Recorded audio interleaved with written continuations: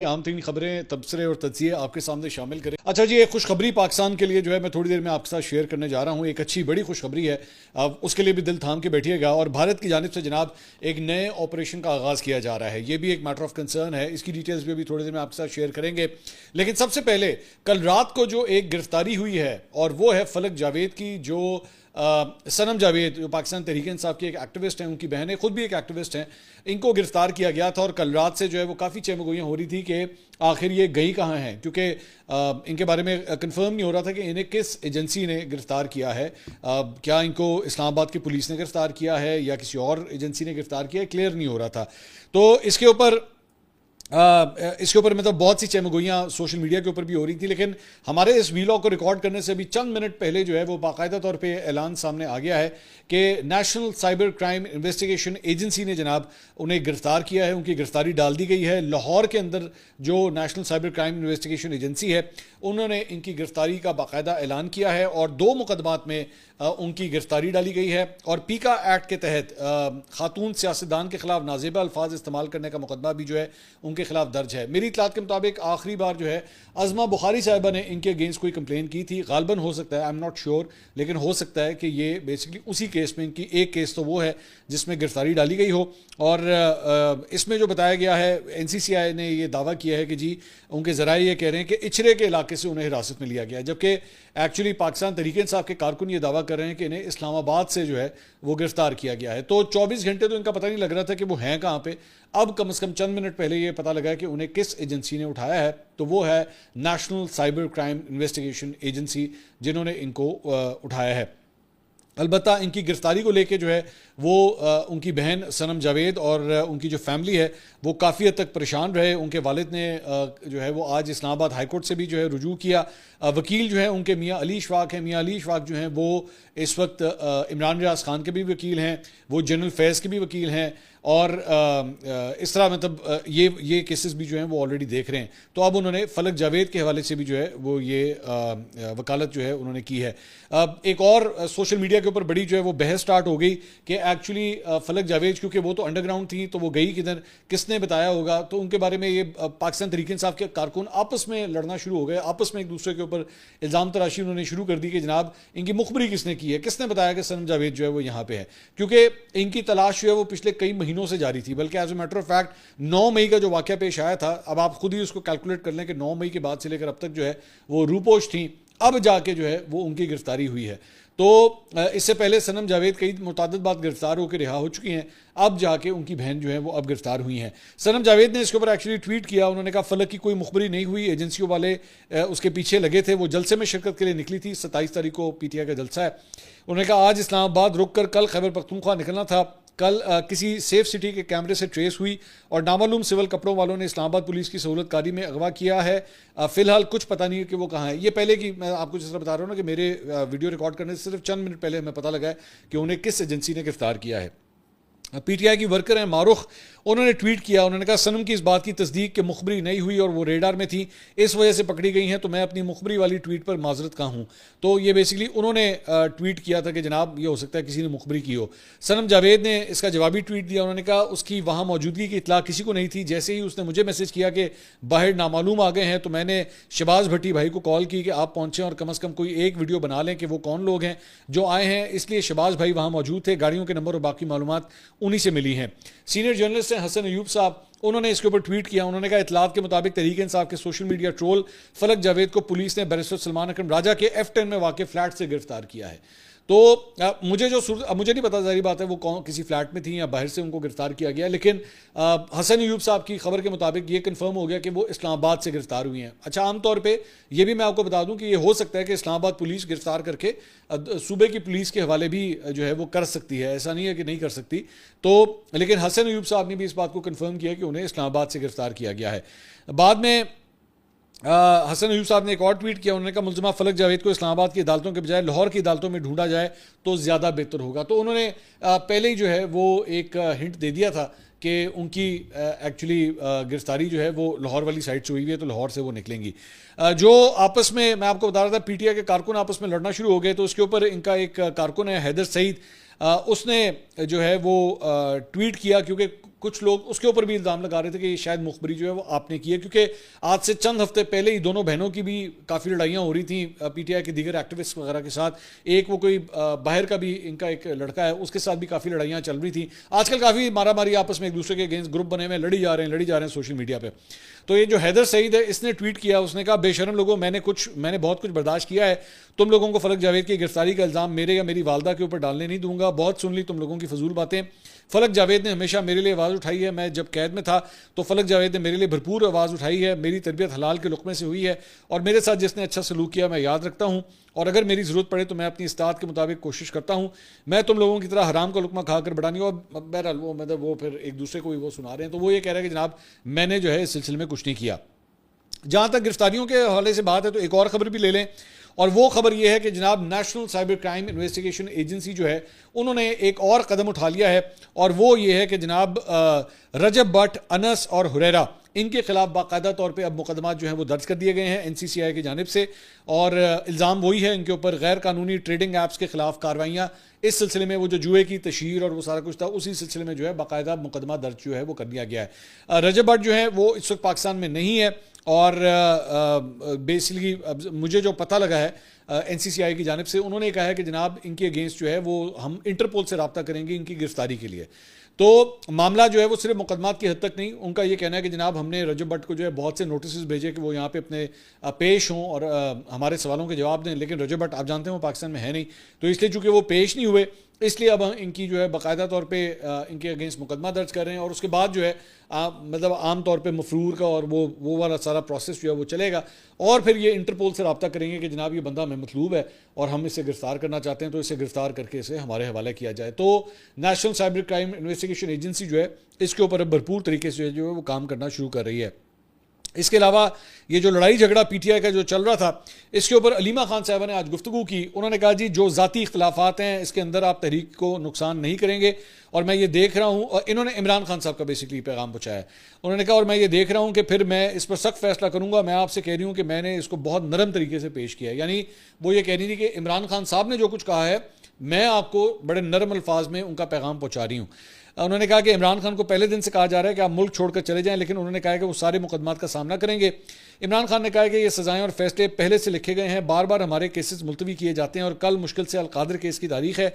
उनका कहना था कि अलकादर केस में बुशरा बीबी की फौरी जमानत होनी चाहिए। स्क्रिप्ट पर यह है तोशा खाना में सजा होगी, फिर अलकादर में जमानत देंगे। तीरा में नौजवानों की शहादतों पर इमरान खान बहुत दुखी थे। इमरान खान ने कहा है कि इसीलिए वो कह रहे हैं कि ऑपरेशन नहीं होना चाहिए। उन्होंने कहा है कि ऑपरेशन के लिए हुकूमत खैबर पख्तूनख्वा को ट्रैप किया गया है। मिलिट्री ऑपरेशन से दहशतगर्दी कम नहीं बल्कि मजीद बढ़ेगी। तो इमरान खान साहब की जानिब से जो है वो अंदर से ये पैगाम आया है। इसके अलावा अली अमीन गंडापुर साहब के खिलाफ जो शराब और असलहा बरामदगी केस है वो अदालत में पेश नहीं हुए। उनके वारंट गिरफ्तारी जो है वो जज साहब ने जो सीनियर सिविल जज हैं उन्होंने उसी तरह बरकरार रखे हैं। 27 सितंबर तक जो है केस की समाअत मुलतवी कर दी गई है। इसके अलावा पीटीआई के अरकान की जानिब से कायमा कमेटी से इस्तीफ़ों के बाद हुकूमती हिकमत अमली भी जो है वो तय हो गई है, और चेयरमैन सेनेट ने फिलहाल पीटीआई सेनेटर्स के जो इस्तीफ़े हैं कायमा कमेटियों के उन्हें मंजूर ना करने का फैसला किया है। और दुनिया रिपोर्ट कर रही है कि जी उनके ज़राए के मुताबिक पीटीआई अरकान की गैर मौजूदगी के बावजूद कमेटियों के इजलास मामूल के मुताबिक जारी रहेंगे। पीटीआई सेनेटर्स को बतौर चेयरमैन कमेटी मराद भी जारी रहेंगी, और चेयरमैन सेनेट ने सेनेट सेक्रेटेरिएट को इस हवाले से ज़रूरी अहकामात भी जारी कर दिए हैं। और ज़राए का कहना है कि चेयरमैन सेनेट पीटीआई के इस्तीफ़ों पर पार्टी की आदत से मजीद गाइडलाइंस हासिल करेंगे, और अपोजिशन अरकान की अदम मौजूदगी में कायमा कमेटियों के इजलास की सदारत अपोजिशन के कन्वीनर्स जो है वो करेंगे।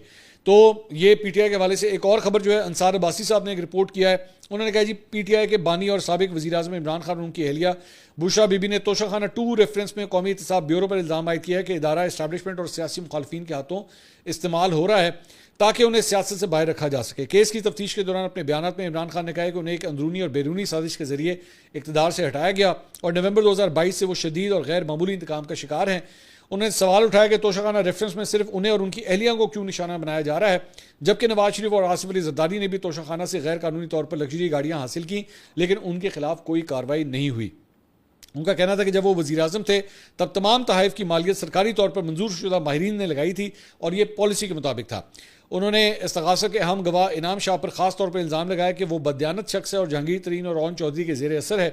उन्होंने दावा किया कि एस्टैब्लिशमेंट ने जहांगीर तरीन और रॉन चौधरी को पीटीआई तोड़ने और उन्हें सियासी तौर पर कमजोर करने के लिए इस्तेमाल किया। बुशरा बीबी ने अपने तहरीरी बयान में इल्जामात को मुस्तरद करते हुए कहा कि उन्होंने तोशाखाना से कभी कोई तोहफा वसूल नहीं किया और ना ही किसी तरह से किसी चीज़ की मालियत के तयन पर असरअंदाज हुई हैं। उन्होंने कहा कि बतौर पर्दादार खातून वो कभी वज़ीर आज़म हाउस या तोशाखाना के हुकाम से राब्ते में नहीं रही। उनका इल्ज़ाम था कि नायब उन्हें सिर्फ इमरान खान की एहलिया होने की वजह से केस में घसीट रहा है। उन्होंने गवाहों पर सियासी मुखालफिन का मोहरा होने का इल्ज़ाम आयद किया और कहा कि इनाम शाह ने मेरे खिलाफ झूठी गवाही दी क्योंकि वो जहांगीर तरीन और रॉन चौधरी का आदमी है।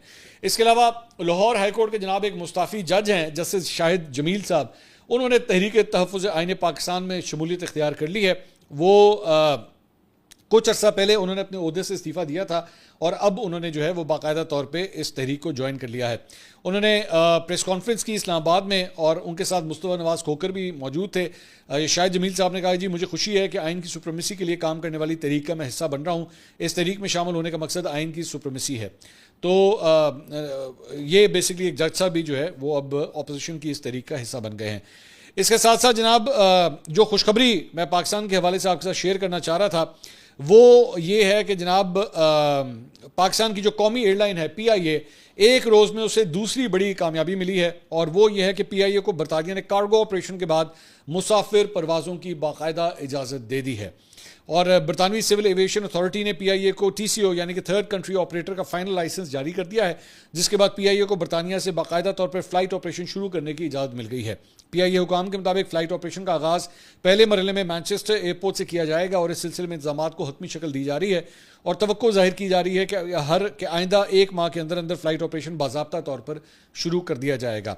इससे पहले बरतानिया के महकमा ट्रांसपोर्ट ने PIA को ऑडिट में कामयाबी पर कार्गो ऑपरेशन शुरू करने के लिए 5 साल लाइसेंस जो है वो जारी किया था। तो ये एक बड़ी अच्छी खुशखबरी है जो ख़ास तौर पे जो पाकिस्तानी निजाद अफराद जो वहाँ पे रहते हैं, बरतानिया में रहते हैं, उनके लिए आसानियाँ जो है वो पैदा हो जाएंगी। वरना आम तौर पे अगर आपको एमिरेट्स, इतिहाद या कतर के ज़रिए जाना पड़ता था तो फिर आपको स्टॉप ओवर करना पड़ता था, 2 घंटे 3 घंटे 4 घंटे का वहाँ पे स्टॉप ओवर होता था। अब डायरेक्ट फ़्लाइट जो है वो पाकिस्तान से कम मैनचेस्टर जो है लैंड कर जाएंगे और मैनचेस्टर के अंदर आसपास के एरियाज़ ब्रैडफर्ड हो गया, बोल्टन हो गया और मैनचेस्टर हो गया, तो यहाँ के लोगों के लिए काफ़ी हद तक आसानियाँ पैदा हो जाएंगी। इसके साथ साथ जनाब इंजीनियर मोहम्मद अली मिर्ज़ा साहब एक दफ़ा फिर एक नई कंट्रोवर्सी में फंस गए हैं। इस्लामी नज़रियाती कौंसिल ने जनाब इंजीनियर मोहम्मद अली मिर्ज़ा को गुस्ताखी का मुल्ज़िम करार देते हुए कहा है कि इंजीनियर मोहम्मद अली मिर्ज़ा के बयानात जो हैं वो शरई मकसद के बगैर कहे गए हैं। नकल कुफर पर मबनी बयानात की बिना पर इंजीनियर मिर्ज़ा सख्त ताज़ीरी सज़ा के मुस्तहिक हैं। चेयरमैन इस्लामी नज़रियाती कौंसिल अलामा डॉक्टर रागिब नईमी की ज़ेर सदारत इजलास में कौंसिल ने सुप्रीम कोर्ट के 11 सितंबर के फैसले पर भी तहफ़्फ़ुज़ात का इजहार किया है, जिसमें निकाह के बाद रुखसती से कबल तलाक की सूरत में नुफ़का की अदायगी लाजिम करार दी गई थी। कौंसिल के मुताबिक ये फैसला कुरान और सुन्नत के खिलाफ है।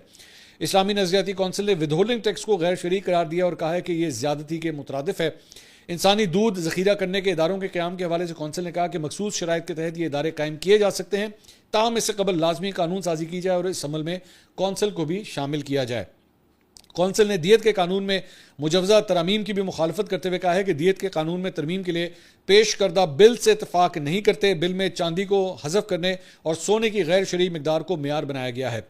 कौंसिल ने शुगर के मरीजों के लिए हलाल अज्जा से तैयार शुदा इंसुलिन के इस्तेमाल की इजाज़त दी, ताहम खंजीर के अज्जा पर मुश्तमिल इंसुलिन से परहेज़ करने की हिदायत की और इस हवाले से भी मुनासिब कानून साजी के ऊपर जो है वो जोर दिया गया है। तो एक जो है वो ये बड़ी डेवलपमेंट है इंजीनियर अली मिर्ज़ा साहब के हवाले से।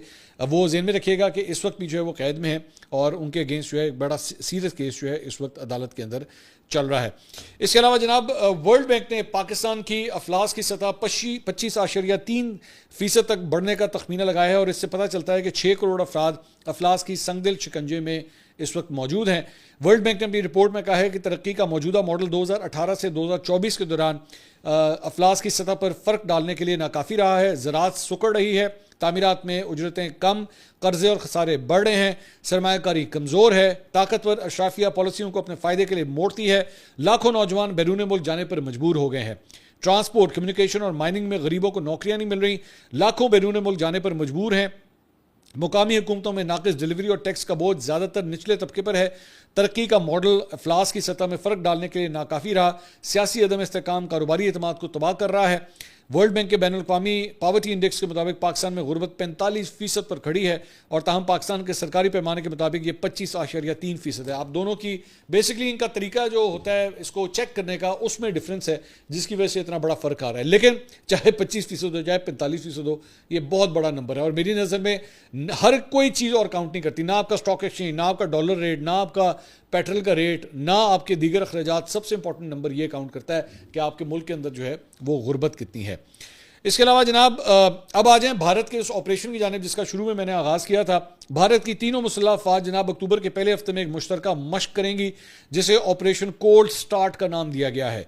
इस मश्क में ड्रोन्स और काउंटर ड्रोन सिस्टम्स का जो है वो तजुर्बा किया जाएगा। हुकाम ने इसे ऑपरेशन सिंदूर के बाद होने वाले सबसे बड़ी मश्क करार दिया है। मश्क मध्य प्रदेश में होने का इम्कान है। इस मश्क का मकसद मौजूदा फ़िज़ाई दिफाई सलाहियतों की इफ़ादियत और खामियों का जायज़ा लेना है और एक सीनियर ओहदेदार ने इसकी तस्दीक करते हुए कहा है कि मश्क बदलते हुए फ़िज़ाई ख़तरात के मुकाबले में अमली तैयारी का अंदाज़ा लगाने पर मरकूज़ होगी ये मश्क। और कोल्ड स्टार्ट डॉक्ट्राइन भारतीय मुसल्लह अफ़वाज ने इस मकसद के लिए तैयार की थी कि तेज़ी से और मजबूत अंदाज में मुश्तरका हथियारों के ज़रिए जारहाना कार्रवाइयाँ की जा सकें। इस तरह रिवायती सुस्त रफ्तारी से फ़ौजी नकलो हरकत के बजाय महदूद वक्त में रिवायती अहदाफ जो हैं वो हासिल किए जा सकें। अलबत्ता माहिरीन का कहना है कि इस अमली में तनाज़े को जौहरी सतह तक ले जाने का संगीन खतरा मौजूद है क्योंकि पाकिस्तान के पास टेक्निकल जौहरी हथियार भी मौजूद हैं। इस मश्क में सनतकार, तहकीक व तरक्की के इदारे, जामियात और दीगर स्टेक होल्डर्स भी शरीक होंगे। और द हिंदू के मुताबिक ऑपरेशन सिंदूर के दौरान हमारे काउंटर ड्रोन्स और GPS जैमिंग सिस्टम्स ने मौसर कारकर्दगी दिखाई और दुश्मन के ड्रोन से कोई नुकसान नहीं हुआ, लेकिन दुश्मन ने भी हमारी सलाहियतें देख ली और अगली बार हमें उनसे आगे और कई बेहतर जो है वो होना होगा। तो इंडिया जनाब ये तैयारी कर रहा है और साथ ही साथ अभी एक दिन पहले मैंने आपको ये खबर दी थी जिसमें उन्होंने कहा था कि जनाब ड्रोन्स के वो ऑपरेशन सिंदूर जो है वो 2 भी हो सकता है और 3 भी हो सकता है। तो किस तरह इनकी हरकतें हैं वो आपके सामने है। इसके अलावा लद्दाख में लद्दाख में लेह में बीजेपी के दफ्तर को जो है जनाब मुजाहिरीन ने आग लगा दी है। वाक़या लद्दाख को मुकम्मल रियासती दर्जा देने और छठे शेड्यूल में शामिल करने के मुतालबात के हवाले से पुरतशद्दुद एहतजाज के दौरान जो है वो पेश आया है। मुजाहिरीन ने CRPF और पुलिस की गाड़ियों को भी नजर आतिश किया और माहौलियाती कारकुन सोनम वांगजक आज के दिन में बड़ी शानदार बॉलिंग का मुजाहरा किया है उबैद कराची ने। बैटिंग कैसी करेंगे ये देखना होगा। उबैद कराची पहला गेंद है, उबैद कराची ने आड़े हाथों लिया और गेंद को फेंका है बाउंड्री लाइन के बाहर। 6 रन के लिए चला जाएगा उबैद फ्रॉम कराची। बॉलिंग बड़ी दमदार करते हैं, बड़ी जानदार गेंदबाजी करते हैं, बल्लेबाज भी कमाल हैं, लेकिन आज उस तरह अभी तक बल्लेबाजी नहीं कर सके। जो टीम यहां से हारेगी उसका सफर खत्म हो जाएगा और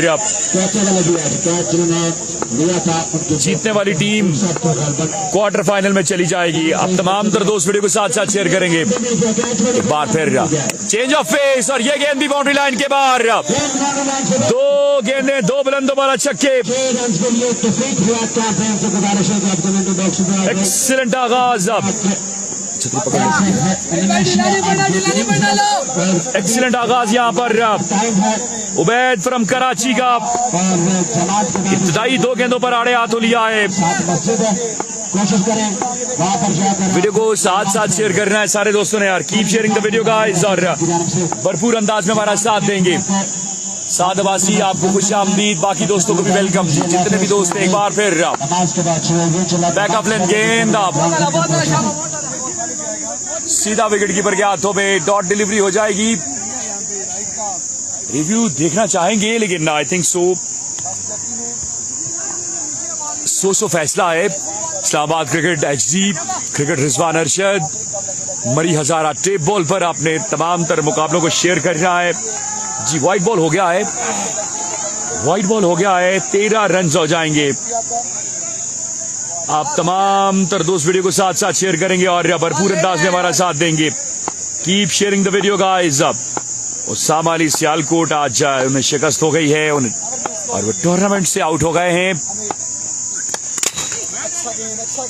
बहुत अच्छा गेंद, उतना ही अच्छा इनसाइड एज लगा है और गेंद जो है वो हमारे ट्राइपॉड को आगे टकराया है। बिल्कुल ओके हो गया है, डोंट वेरी। सेटिंग हो गई है, बेफिक्र रहें आप। अब तमाम तर दोस्त वीडियो को भी साथ साथ शेयर करेंगे यार, keep sharing the video guys. एक बार फिर आप गेंद करेंगे हमीद पठान और सामने उबैद कराची, सामने खेले लेकिन इस बार फील्डर आड़े आएंगे, फंबल हो जाएंगे, गेंद बाउंड्री लाइन पार कर जाएगी। 4 रन, 4 रन हो जाएंगे और टीम ओनर खुश नहीं है इस एफर्ट से और उन्होंने फील्डर्स को कहा है पहले गेंद को फॉलो करें, उसके बाद जो है वो गेंद को अपने हाथों में लें। बहरहाल 1 रन था, 4 आ गए और अब स्कोर का मजमू 17 पर जा पहुंचा है। करीम रजा, एम.ए. अब्बासी, कसीम अब्बासी, आप सुनाएं कैसे हैं? वीडियो को साथ साथ शेयर करना है। आतिफ सईद, तमाम तर दोस्त आप जो इस मुकाबले को अपनी टाइमलाइंस, अपने पेजेस पर, मुख्तलिफ ग्रुप्स में शेयर करेंगे।